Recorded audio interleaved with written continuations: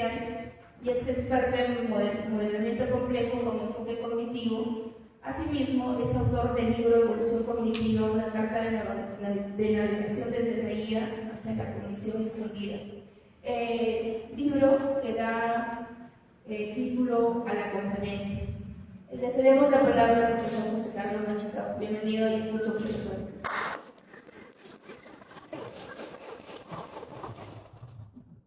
Muchas gracias. Creo que se escucha. Sí.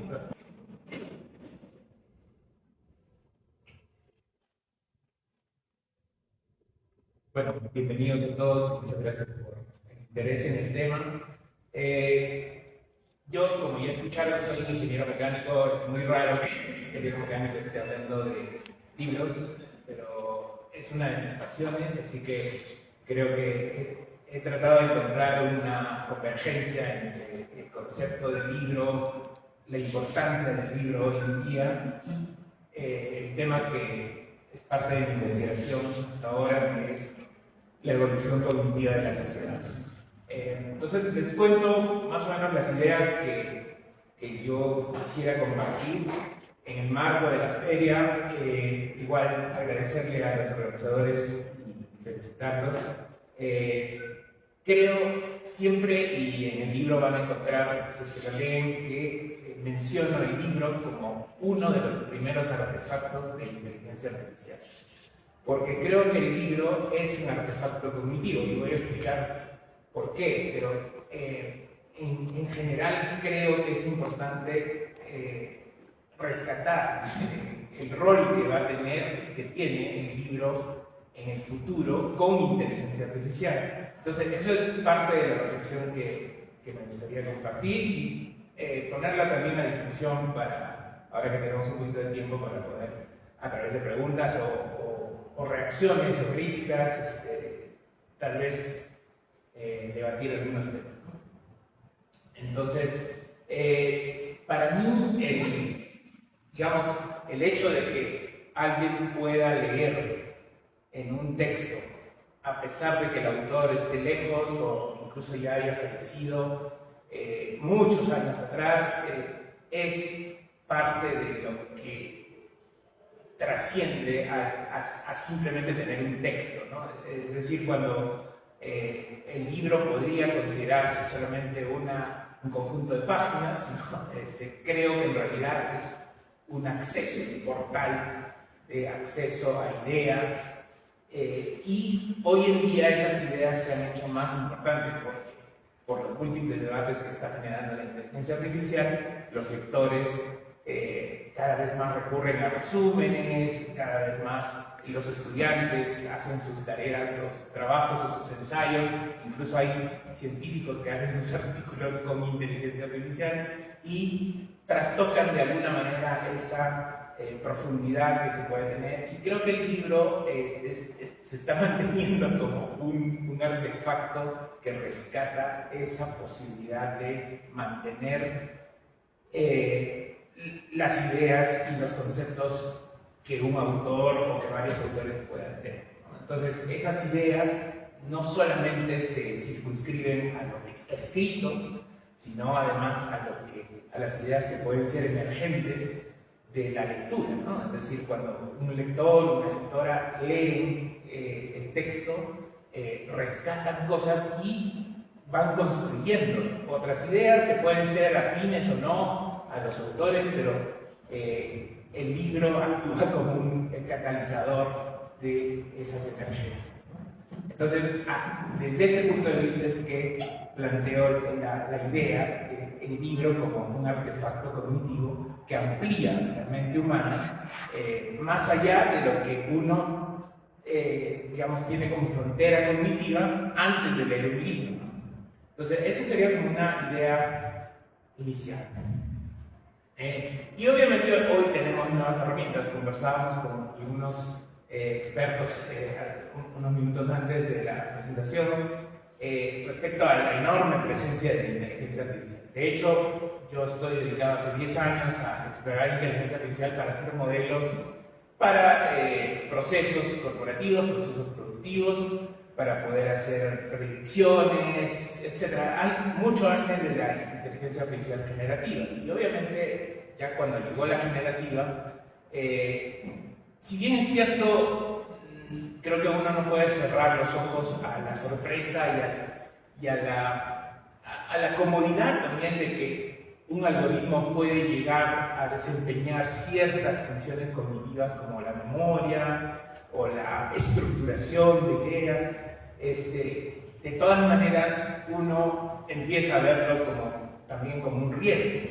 Cosas que me han pasado a mí que no las voy a revelar completamente, pero por ejemplo, el exceso de condescendencia de los algoritmos, ¿no? Que cuando uno le consulta cosas, no es que responden una pregunta que se acerque a la verdad, sino responden ideas que están afines a la pregunta que uno ha hecho, ¿no? Entonces, darse cuenta de eso en el 2020, cuando recién salieron los algoritmos, era difícil. Entonces, creo que la inteligencia artificial suscita también una especie de temor de que la capacidad cognitiva de los seres humanos no es tan invulnerable, ¿no? O, al revés, tiene vulnerabilidades muy grandes y que no está bien que nosotros nos expongamos al mundo de los algoritmos como si considerando que los algoritmos van a contener una especie de verdad, ¿no?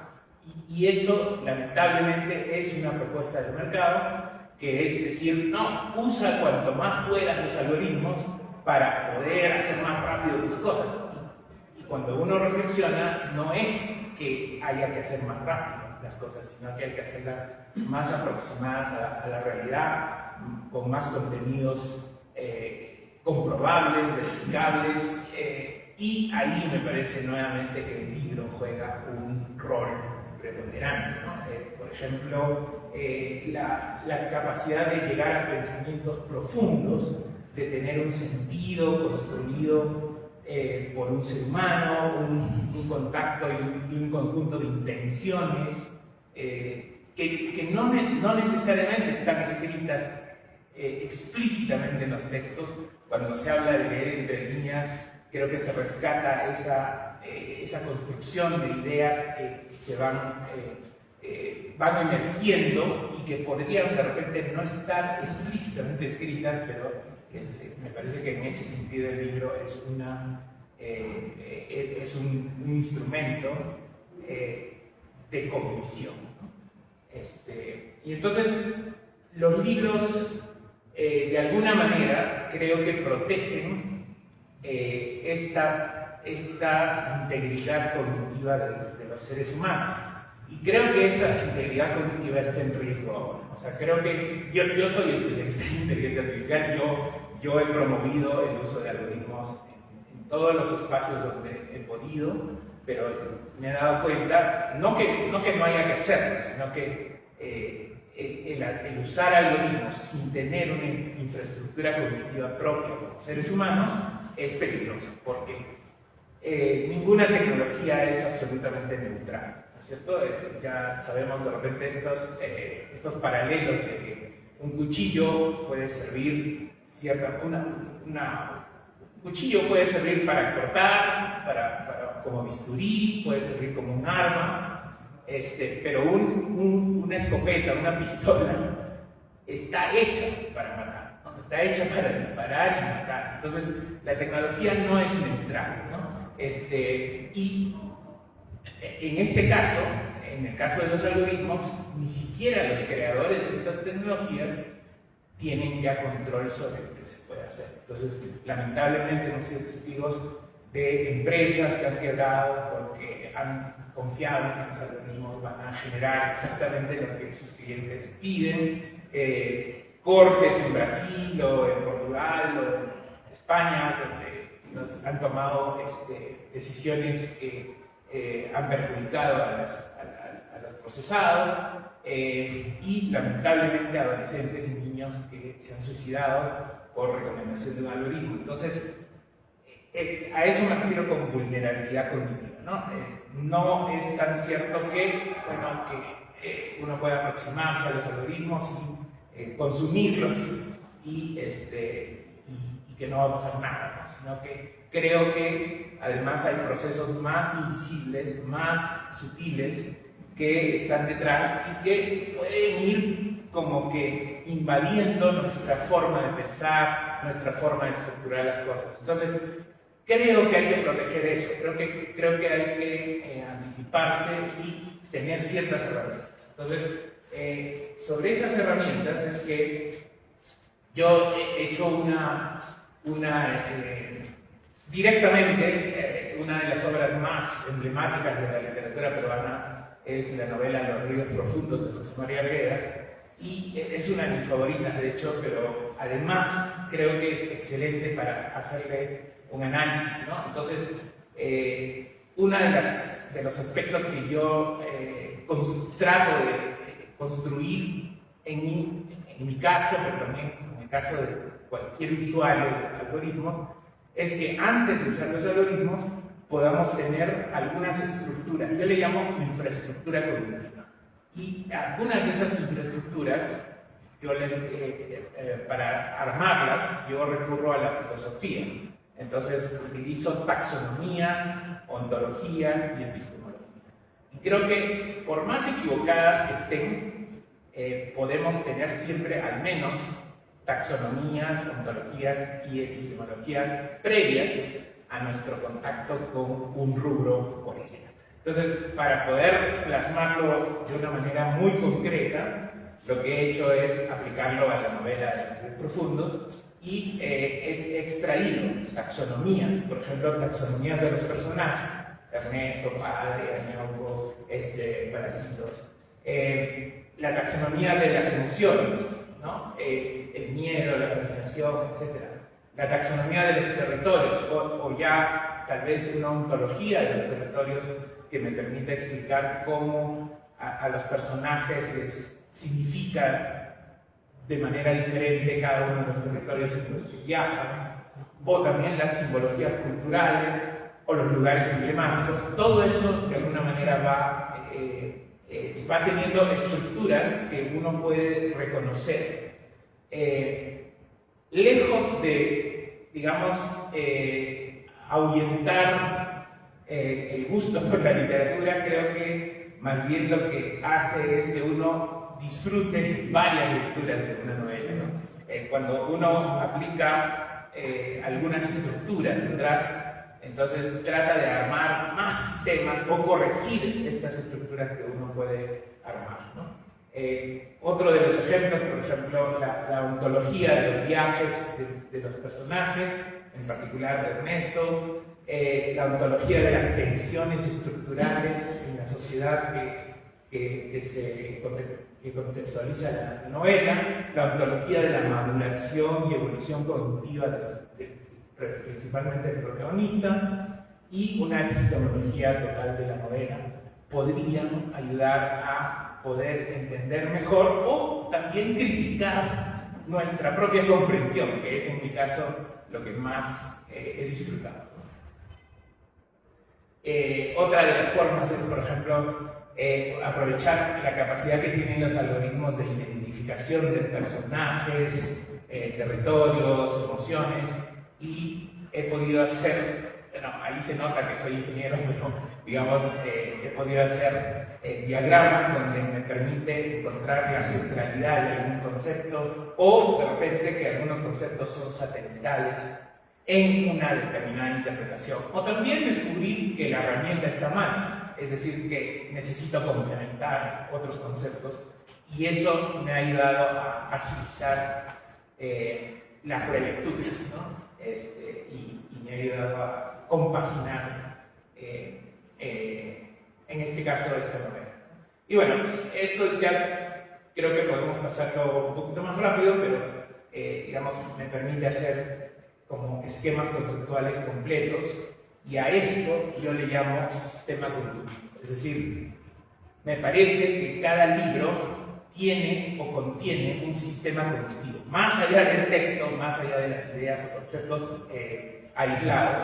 Me parece que tiene un sistema cognitivo, y creo que la inteligencia artificial, más allá de, o sea, en lugar de usarla para hacer resúmenes o extractos para hacer, digamos, cumplir con preguntas protocolares sobre una lectura, creo que uno puede usarla para poder descubrir el sistema cognitivo impregnado en un libro, ¿no? Y hacer que ese libro sea un poco más valioso de lo que ya es, ¿no? Entonces, eso me parece que, en mi caso, yo tengo 4 elementos a los que recurro, ¿no? Las taxonomías, ontologías, epistemologías, y yo le agrego una más que son modelos de mundo, que es más o menos lo que trato de diseñar. Yo he diseñado simuladores que son similares a los videojuegos, digamos, en estructura, y me parece que eso es una aproximación a un sistema cognitivo, por ejemplo, y permite extraer más valor a un contenido de un libro. Obviamente, esto funciona incluso mucho mejor con los textos técnicos, con los papers, etc. Pero de alguna manera, con un grupo de colegas, hemos empezado a aplicarlo tanto para el análisis de nuestros propios textos como para digamos, la estructuración de textos nuevos, ¿no? Lo que sí tenemos como regla sagrada, y eso es lo que conversábamos con algunos expertos un rato antes, tenemos la regla sagrada de que la inteligencia artificial jamás debe generar el texto final de un producto literario, de una obra de arte, ni la forma final, ¿no? O sea, creo que debemos proteger determinadas cosas. Creo que en eso estamos demasiado en un terreno bastante inicial. No sabemos todavía cómo manejarlo o cuál es la forma. Conversábamos que de repente hay mucha gente que ya está generando, bueno, había mucha gente que generaba noticias, blogs, genera hoy día artículos y cada vez lo hace con mayor sutileza, como para que no se note que el artículo ha sido generado por la inteligencia artificial. Creo que la cuestión, desde mi punto de vista, no es regulatoria, es epistemológica, ¿no? Es tratar de entender por qué es que seguimos escribiendo, por qué es que seguimos publicando, y creo que no es para ganar concursos, ganar dinero, o para simplemente transmitir o acumular obras, ¿no? Sino creo que tiene que ser para mejorar la humanidad, para seguir entendiendo mejor la humanidad y que la humanidad tenga mayor consistencia. Sin que esos sean los indicadores últimos, ¿no es cierto? Pero creo que de alguna manera creo que tenemos que no caer en la tentación de que ahora todo es automático y que puedo hacer figuras, textos, películas totalmente a cargo de algoritmos, y que eso va a garantizar la consistencia y la comprensión de la humanidad, ¿no? Entonces, parte de esas reflexiones son las que me motivaron a escribir el libro que ustedes ven aquí, y es que los postulados serían que yo pienso que lo que debemos reconocer es que, digamos, los algoritmos de alguna manera nos han hecho notar que hemos procrastinado en nuestra construcción de habilidades cognitivas. Es decir, nosotros dijimos, de repente nosotros podemos hacer negocios traduciendo textos, redactando textos, transcribiendo textos, cosas que pensamos que jamás nadie iba a quitarle al ser humano como rol, ¿no? Y hemos condicionado, creo, gran parte de nuestras actividades, por ejemplo, la educación, ¿no? La educación encarga ensayos a los estudiantes. Ahora que un ensayo es completamente factible solamente a través de inteligencia artificial y después disfrazarlo, entonces yo ya no puedo encargarle a un estudiante un ensayo, ¿no? Y entonces lo que he optado, esto sí puede sonar un poquito ingenieril, pero lo que he optado es ya no le pido ensayos, le pido simuladores. Y me protestan, ¿no? Porque algunos son abogados, economistas, Entonces protestan y me dicen, profesor, pero nosotros no sabemos programar. Y le digo, pero la inteligencia artificial sí sabe programar. Entonces tú puedes pedirle códigos y simuladores a la inteligencia artificial, pero tú tienes que sustentar qué tipo de simulador vas a hacer, tienes que demostrar que el simulador sí va a reaccionar de una manera ética, de una manera integral, de una manera ágil, de una manera consistente. Y bueno, es verdad que en ingeniería funciona mucho mejor, pero tardaría mucho en contarles los casos en los que, digamos, los estudiantes se dan cuenta de que ya no es cuestión de terminar un proyecto, terminar un objetivo, sino que cómo tendría que reaccionar ese objetivo si es que hay cambios, ¿no? Si se reduce el presupuesto a la mitad, si hay un desastre natural. Entonces yo los bombardeo con modificaciones de las realidades y ellos tienen que armar simuladores que sean capaces de responder consistentemente a esos cambios. Entonces, a eso no hubiera podido encargarlo antes de la inteligencia artificial generativa, porque no hubiera tenido digamos, el asistente ideal para poder utilizarla como generadora de estructura. Lo que sí creo que me ha ayudado es a que he alejado de los estudiantes la tentación de pedirle a la inteligencia artificial que produzca el producto final. Entonces, algo así es lo que con 3 colegas hemos empezado a cultivar en literatura. Hay particularmente dos personas que escribimos cuentos, poesía, etc. Y nuestra regla es jamás el texto final encargado de la inteligencia artificial, pero sí mucho en la arquitectura, la estructura, la evaluación, el hallazgo de pequeños vacíos, etc. Todo eso creo que es un ejemplo de cómo nosotros podríamos considerar que de repente sí tenemos herramientas propias, humanas. Entonces mi ecuación sería que los algoritmos nos ayudan a revelar nuestras capacidades cognitivas más profundas, pero esas capacidades cognitivas profundas, reflexión, meditación, empatía, emoción, solidaridad, etc., digamos, tienen que preservarse genuinamente humanas, ¿no? Creo que hay una alianza que hacer. Entonces, ahí es que, digamos, mi intuición me llevó a escribir de cómo la presencia de los algoritmos podían expandir la capacidad cognitiva humana, siempre y cuando los seres humanos no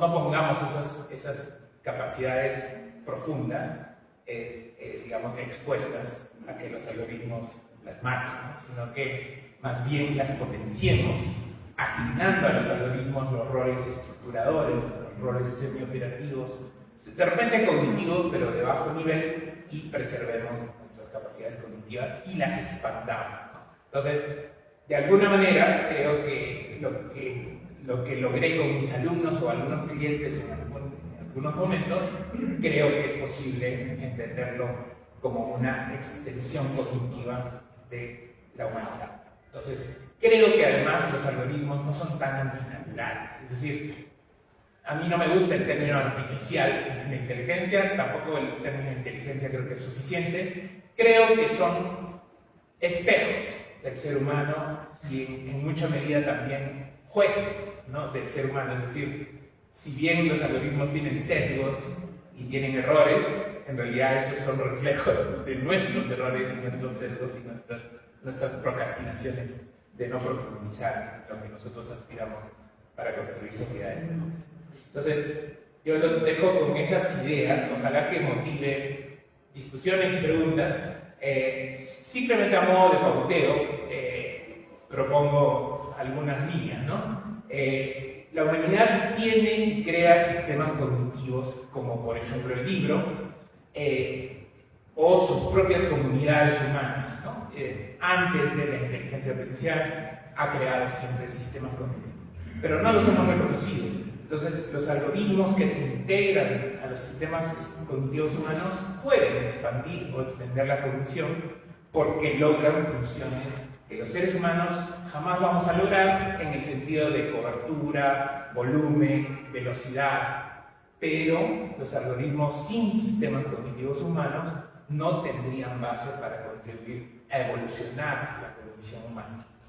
Y entonces ahí planteo que la clave es no renunciar al rol humano y aportar a la evolución cognitiva con sistemas cognitivos legítimos. Uno de los cuyos ejemplos más emblemáticos creo que es el libro. Bueno, esas eran las ideas que quería compartir y muchas gracias por su atención. Si quieren hacer algunos comentarios y preguntas, son muy bienvenidos.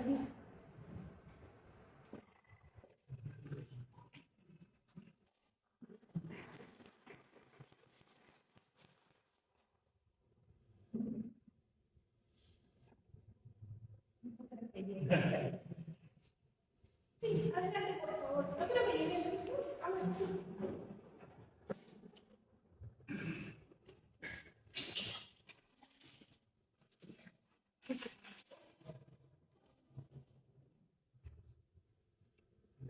Agradezco mucho su trabajo, me parece que es excelente. Y es cierto que para los que estamos en el campo de la ciencia, de las tecnologías, a veces acercarse al libro les suena raro a muchos. Pensaba sobre todo en el tema de las vulnerabilidades en torno a cómo se integra la inteligencia artificial, algún algoritmo que se mencionaba, hay casos que sí son elementales. Y pensaba que muchas veces la interpretación que tiene el público mayoritario de la inteligencia artificial incluso puede tener hasta un rol místico, de uno le pregunta y se sorprende de esa capacidad de brindarnos esa respuesta.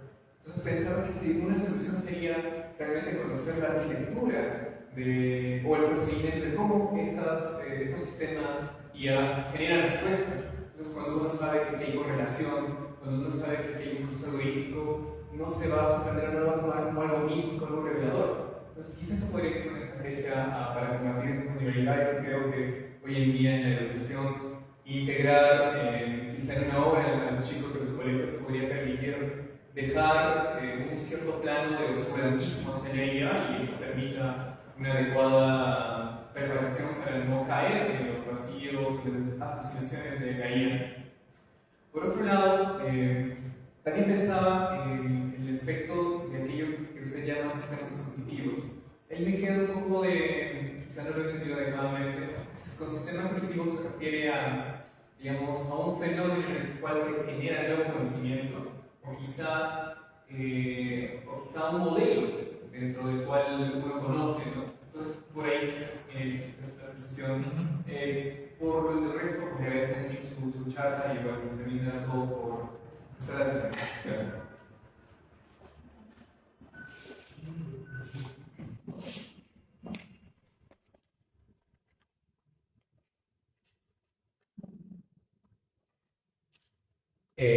Sobre la primera idea, creo que sí. Reitero el tema de la infraestructura cognitiva propia, ¿no? Que es, creo que a nuestros niños los formamos diciéndoles, aprende de este texto,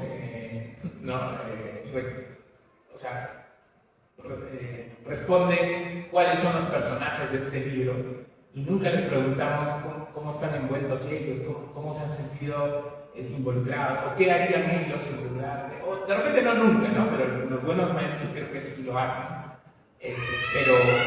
Pero pocas veces, ¿no? O sea, es poco frecuente y no está en el modelo educativo, ¿no? El modelo educativo es, respondió, ¿no? 20 preguntas, ¿no? Correctamente. Entonces, creo que, por ejemplo, aterrizar, ¿no? A mí me ha encantado... Me dio mucho gusto que haya gente que escribe para niños, porque me ha encantado, digamos, llevar el nivel de la reflexión filosófica, de mis sorpresas al encontrar la relación entre el ser humano y los algoritmos, tratar de llevarlos a explicarles a diferentes audiencias, ¿no? A una audiencia de gestores públicos, de niños, de escolares, literatos, artistas, etc. Entonces, creo que en ese ejercicio es el que creo que hay que hacer, ¿no? Definitivamente, por ejemplo, sí creo que tiene que haber una construcción, ayudar, de repente no con esos nombres, de repente con nombres más lúdicos, pero digamos, sí tiene que haber una construcción epistemológica en las ideas que tienen los niños, y creo que los consejos de cierta época más bien eran, no, ocultemos de los niños la comprensión de la realidad y la consistencia, ¿no? Disfracémoslo de mitos, y mitos, bueno fuera que sean mitos con base cultural ancestral, ¿no? Pero creo que son mitos prefabricados, ¿no? Entonces, sí, ese es el primer, creo que es un reto construir herramientas epistemológicas, ontológicas en los niños y, bueno, en toda la sociedad. Y el segundo era, si me recuerdas, sobre cómo define. el sistema cognitivo. Ya, el sistema cognitivo para mí es un conglomerado de nociones o conceptos que uno puede tener, un ser humano puede tener, pero también un sistema social, una sociedad o un libro, ¿no? En realidad son contenedores, pero dinámicos, es decir, no son fotografiables, pero de alguna manera creo que las herramientas epistemológicas pueden ayudar a diagramar o a hacer modelos de los sistemas cognitivos reales. Entonces, digamos, en corto sería una empresa, por ejemplo, ¿no? Digamos que solamente obedezca a su procedimiento, a las reglas del Estado, a las normas, y que no, digamos, su preocupación sea no pagar multas y vender, digamos, ¿no? Tiene un vacío epistemológico. En cambio, una empresa que va construyendo su sistema cognitivo y por más que no lo vea entero, ¿no?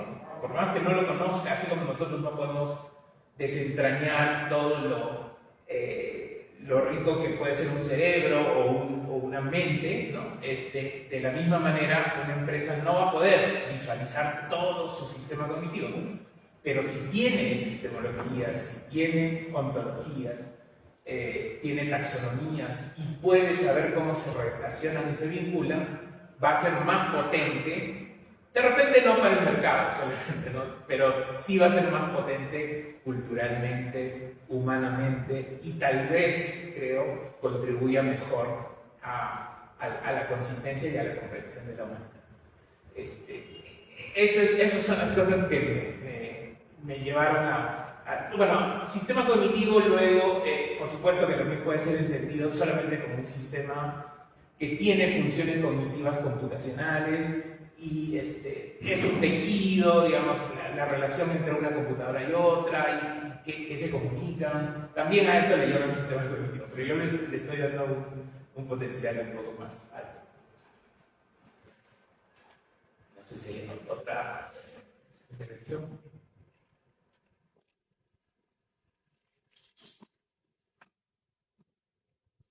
¿Tienen alguna otra consulta, comentario, alguna pregunta? Y a ustedes también en su vida diaria. Sí, experiencias.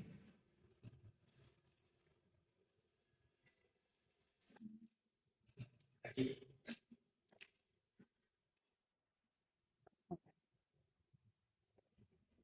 Bueno, buenas noches con todos.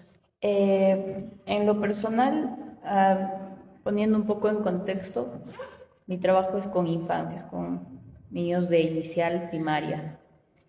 Y como bien dijo, a veces, no sé si por comodidad o por lo difícil que es desempeñar la labor de un docente, a veces nos centramos simplemente en lo que sabemos y queremos enseñar y no abrimos más allá. que estamos enseñando a nuevas generaciones y eso pone muchas limitantes, ¿no? Eso me llevó a que más allá de cualquier otra cosa, en todo lo que enseño o proyecto hacia los niños, trato de innovar bastante. Y en esta oportunidad, para este año, en lugar de enseñar como docente de aula, he optado por 2 asignaturas que curiosamente las he vinculado, que es en este caso la enseñanza del quechua y TICS. TICS. ¿Por qué opto por estas 2 cosas? Número 1, porque la enseñanza del quechua generalmente se hace de una forma bastante aburrida.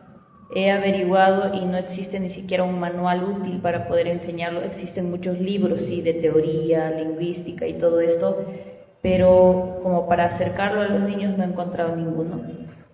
Y como le digo, yo estoy actualmente vinculando ambas cosas, ambas asignaturas. Me parece que era lo ideal para darle un empuje y tratar de llevar la literatura infantil no solo como literatura en eso, sino también ahondando lo que es el quechua en esto. Cuando vi cómo se enseñaba TICS el año pasado, les estaban enseñando a niños a usar el correo electrónico o a escribir en Word, que no está del todo mal porque igual son procesos, pero que lo pueden ver cuando quieran y yo lo sigo viendo hasta ahora en tutoriales. No hay más profundidad en eso. Realmente se elimina pronto. Exacto.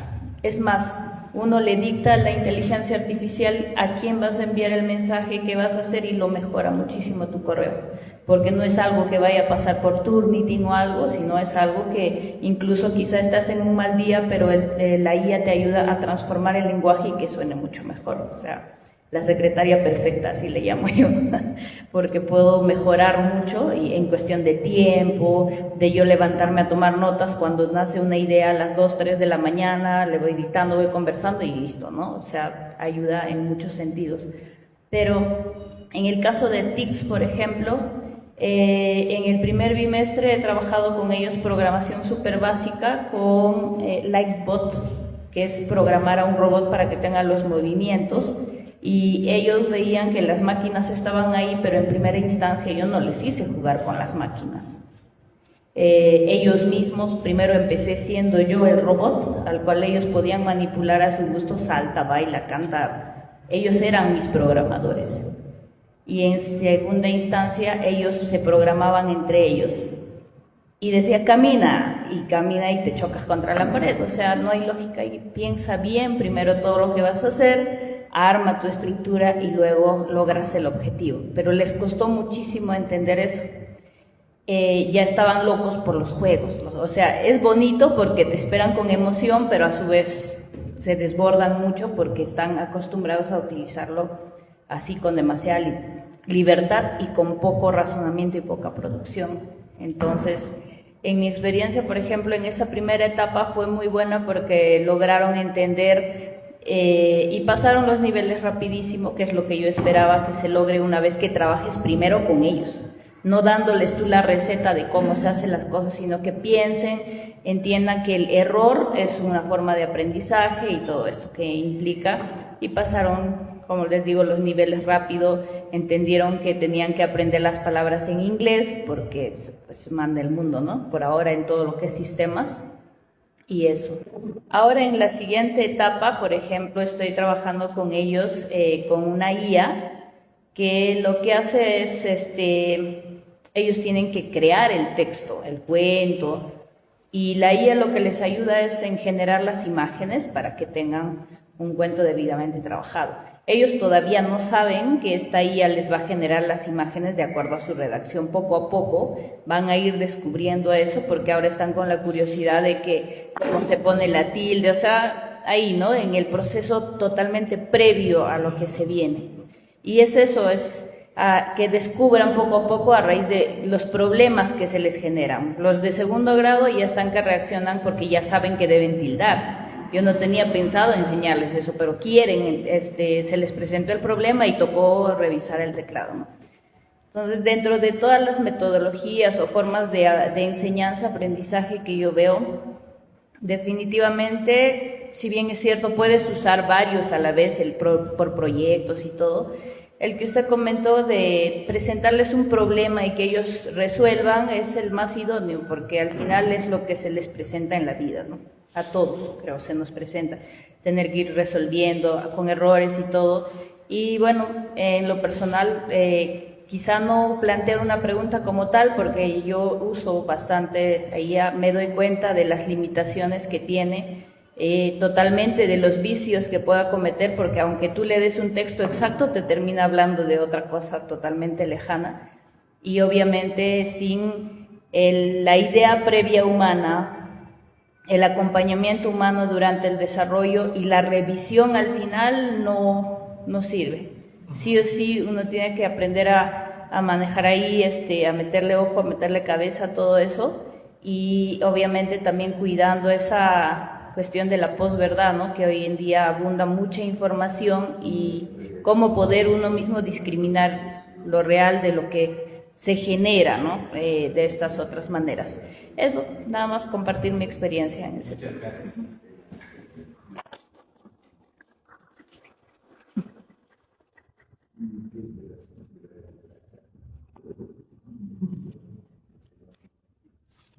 Bueno, yo remarcaría solamente como tal vez idea final, si es que no hay una discusión más, pero que efectivamente lo que dice la colega es muy profundo para la humanidad, ¿no? Porque,